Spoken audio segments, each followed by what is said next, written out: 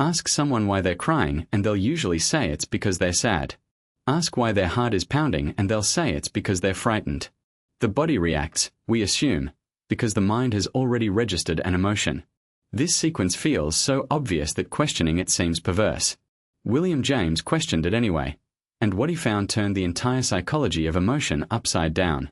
In 1884, James published an article in the journal Mind with the provocative title, "What is an Emotion?" His argument was deceptively simple. The common-sense view has the sequence backwards. We do not run from a bear because we are afraid. We are afraid because we run. We do not cry because we are sad. We are sad because we cry. The emotion, in James's account, is not the cause of the bodily response.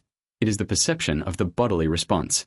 Stripped of the physical changes in the body, the racing heart, the trembling limbs, the dry mouth, there would be nothing left that we could meaningfully call an emotion. Just a cold intellectual recognition of a fact. Around the same time, a Danish physiologist named James-Lange was arriving at a very similar conclusion through a different route. Lange focused particularly on the vascular changes associated with emotion, changes in blood flow and heart rate, and argued that these physical events were the emotions themselves, not merely their accompaniments. The convergence of James's and Lange's ideas gave the theory its hyphenated name, and the James-Lange theory became one of the most discussed propositions in the young science of psychology. The immediate objection seems obvious. Surely we sometimes feel emotions without any obvious physical change? James anticipated this.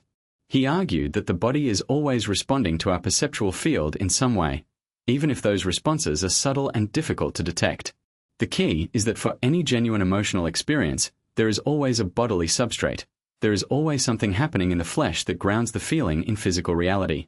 Emotions without bodies, James thought, would be purely intellectual events, not the warm, urgent, sometimes overwhelming experiences that actually shape our lives.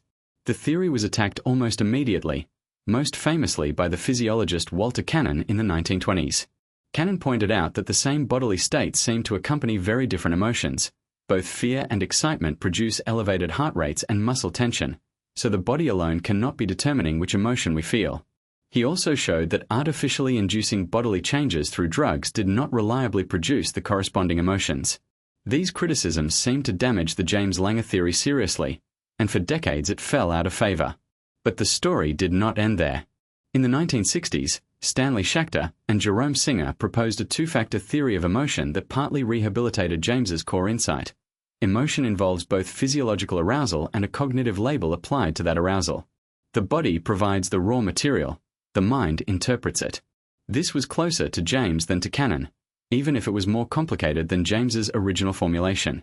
And then, in the 1990s, the neuroscientist Antonio Damasio revived something very like the James-Lange theory under the name of somatic marker hypothesis, the idea that bodily states guide and inform our thinking and decision-making in ways we're not always aware of.